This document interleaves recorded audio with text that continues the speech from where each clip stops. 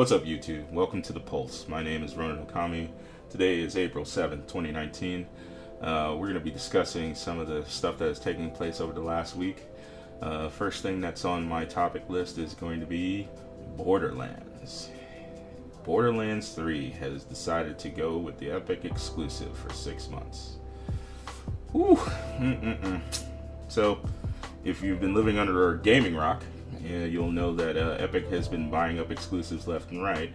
There's even the latest rumor about Red Dead Redemption 2, which more than likely is not a rumor. It's probably been confirmed that Take-Two and Red Dead Redemption 2 is most likely going to be a Epic exclusive only title for the Epic Store. And people are mad. I mean, there is so much salt. The sodium levels are out of control. It is crazy right now. And I'm just like, well, let's see what's going on with Borderlands 3. So the videos are in downvote mode. Everywhere you turn, there's just negative votes everywhere. Steam review bombs are in play. I mean, Steam, of course, is stepping in to try to negate most of that, because they while they care, it feels like they don't care. And I don't know what they plan on doing about stuff like this, because I mean it's really getting out of hand now. It's been like 5 or 6 exclusives like straight in a row where it's just been like, oh, you want that? Nah, Epic's got it. Yoink, and it's gone. And I'm just and people are livid, and rightfully so, especially the ones where the game was announced for Steam and then moved over to the Epic Store because money.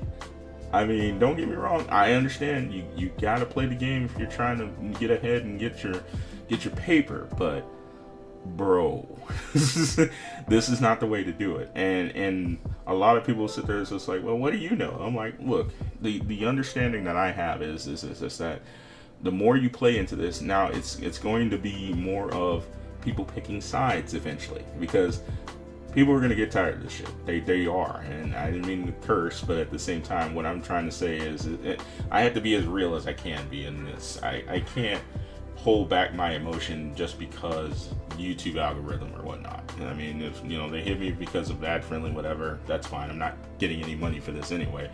I'm just sharing my thoughts and my opinions with you guys, because you guys are the real gamers. You guys sit down, you buy the $60 game, you go and play the game, and then you get online and you tell them this is trash, this is garbage, why would you do this to us? I mean, and the whole aspect of this is there seems to be no other reason other than I'm trying to take Steam down. That's all there is to it. It's just like, sure, the money thing is always going to be a big part of it because of the share that goes along with it. I mean, Epic's only taking 12% where Steam is taking 30%. Yeah, I get that. I mean, there's more money on the side, but what good is that going to do if no one is buying the product in the place that you're asking them to buy it in? I mean, that's the part that I'm confused with, because it's not like it was a scenario with Modern Warfare 2 where they decided to boycott Modern Warfare 2 back in the day and then everybody ended up playing it.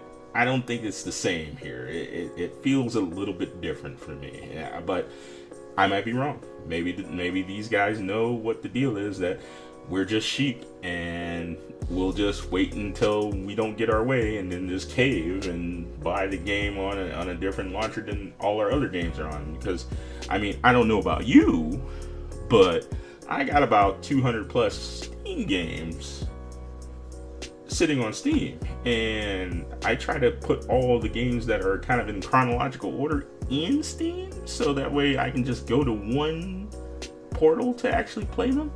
And there's a lot of questionable stuff that's going on with the Epic launcher in general, so I'm not convinced I want to put my time and energy in games on a platform that isn't ready to accept that. I mean, their shopping cart is trash. I mean, the shopping cart is day one stuff, bro. You need to have that together even before the jump. So I don't know. It don't feel right. and I imagine that's the feeling of most of our gamers out there right now, casual or otherwise. They're looking at this and it don't feel right. So we'll see what happens. But right now, general Twitter and internet, fuckery around this thing, it is crazy. I just rather not deal with it at all. But once again, Borderlands is it's coming out in roughly a little time here in September, but for some of us on PC, it's not coming out till March, if you feel me. So there you go. Take that for what you will. Share your opinions down in the comments below. What do you think about what's going to happen in this particular instance? I mean, something's got to give. Either Steam needs to level up their game and start fighting back, or Epic's just going to take over, and everybody just seems to be just taking it. Me personally, I'm not buying it until it comes out on Steam, because that's where all my other Borderlands games are. Sorry, I mean, it's nothing personal. It's just quite literally, I can wait 6 months to put the game on Steam because I have other games I'm playing right now. So it's not really bothering me. Moving on, Anthem was exposed this week by Kotaku. Jason Schreier basically hit them with the big stick. So in overall summary and results, if you haven't read the article, BioWare is salty as fuck. They got smacked so hard that they had a preemptive letter after he sent his information over saying, hey, we're going to talk about this. And they were like, well, fuck you. Ugh, oh my god, why'd you hit me with this, BioWare? That was mean. But in either case, no one is surprised considering all the stuff that's happened with this thing. I mean, Jesus. In the worst case scenario for Anthem, I mean, even after reading everything that was out there, I feel real bad for the developers that were involved, because let's be honest, their leadership was trash. It is simply trash. I mean, there is no reason. 6 years, almost 6 years in development, no production at that point. Really? Bruh. You gotta be kidding me. You have to be kidding me. You guys didn't even have a direction of where that game was going after that E3. Yeah, it doesn't make no sense. It just don't make no sense. I don't want to dig too deep into that, because it's been talked about. And like I said, if you've been under a gaming rock, then you don't know what's going on with that. That's crazy. But the worst of this is that it seems to be an ongoing trend with other places. Other places are calling out similar things that happen in their corporations, and that's just scary, bro. I mean, why are you... basically, we have game developer slaves. That's basically what I'm seeing here. Is that, don't worry, this stuff will happen at the end. We're going to crunch you 13, 14 hours plus, for 10 days, 8 days, or however long we need you to, until the magic happens. Huh? What is this magic you talking about? Or have you lost your mind? We have to come with a plan to make this all work and get with the writers to make sure it makes sense.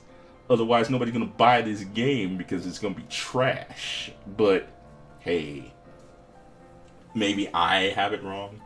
Somehow, they managed to squeeze through Inquisition with no issues. But that Andromeda messed them up. So, I don't know what's going to happen. Hopefully BioWare get their stuff together. Maybe this is the wake up that they were looking for after they were put on full blast. But I'm not counting on it. I mean, based off of what other developers talk about in their own fields, this seems to be the common thread whenever development takes place and the crunch time is here and nobody knows what's going on. Leadership is all over the place. I thought these multi-million-dollar companies had their shit together. I guess not. So, in either case, feel free to go over to Kotaku. That article is probably still on the front page as featured. Definitely give it a read. And you may want to grab a sandwich and some cookies and milk, because you're gonna sit there going, huh. I mean, he put his foot in this one, and I don't always agree with Jason Schreier. I mean, there are certain aspects of how he handles journalism is that, he does him, and that's fine. I personally think that he is a good journalist. I just think sometimes he gets caught up with some of his emotion on his sleeve. I mean, that's just the way it works, though. You got to care about what you do, otherwise you won't do it the way you need to. So, but definitely check it out. It's a good read. Moving on. Next part is Cowboy Bebop live action has finally gotten their cast. So get ready for this. John Cho is going to take on the role of Spike Spiegel. Yeah, Harold and Kumar's. Okay, all right. We don't know how well he'll do, but okay. Cowboy Bebop will also star Mustafa Shakir, Danella Pineda, and Alex Hassel. I hope I spelled that right. I'm sorry I pronounced that correctly. Shakir, who appeared in season 2 of Luke Cage, will play Jet Black. Pineda is set to be the asthmatic bounty hunter Faye Valentine. And Hassel was to play Vicious. Netflix says there's more casting coming, including Ed. So we'll see how that goes. You can find that article over at GameSpot. Credit goes to them. Avengers Endgame, if you were under a rock, set first day records here at Fandango and Adam, and but also nuked the website simultaneously. So that was crazy. I mean, I literally tried to get tickets on the opening day, and it's like, 503 error. You're not getting in. And then Fandango couldn't even reach the site. So, needless to say, that movie's probably going to sell out. I'm pretty sure you're going to probably have to wait. If you haven't gotten them by now to get the day that you want to go see it on, probably sold out. Just going to put that out there. But no matter, I usually go see the movie a week afterwards anyway. I don't try to go with the opening crowd. Some people, let's just say that they're not exactly ready to go out and see movies when they go. We'll just leave it at that. Okay, some throwaway news. Fallout 76 is coming to Steam. It should be free, but we all know better. And also, they've thrown in microtransactions when you weren't looking. Oh, good times to be had by all. Oh, and somebody else that threw in microtransactions is Battlefield 5. So, hooray to that. And does anyone still play Battlefield 5? Yeah. A little bit? Alright, okay. Then, some other throwaway news. Remember that Sonic Hedgehog live action movie? Yeah, me either. So, in another why moment, Jim Carrey, your madman, the guy that played the Mask and was amazing, is playing Eggman, Dr. Robotnik. Yeah. So let that sink in for a moment. I'm just gonna sit here and just. Jim Carrey is going to play Eggman. You know, it's almost worth to go see the movie just to meme the hell out of it later. I mean, dumpster fires are about as just as entertaining. There's just no words. And if you've seen what Sonic looks like,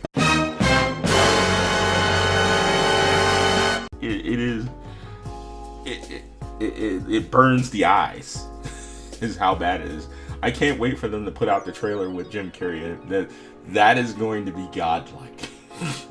I can't wait. In lighter news, Sekiro is godlike.